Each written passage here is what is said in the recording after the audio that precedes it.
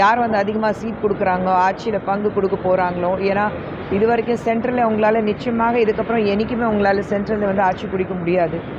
சரி, அந்த ஆட்சி பிடிக்க முடியாதுங்கிறதுக்காக உங்களுக்கு வந்து எந்த ஸ்டேட்டஸும் வராது. இருக்கிறது 4 மாநிலத்தில் மட்டும்தான் அவங்க இருக்கிறாங்க. தமிழகத்தில் வந்து இத்தனை வருடங்களாக திமுக மேலே ஒரு துப்பாக்கி வச்சுட்டு சுடுறதுக்கு பழக்கமாகி போச்சு.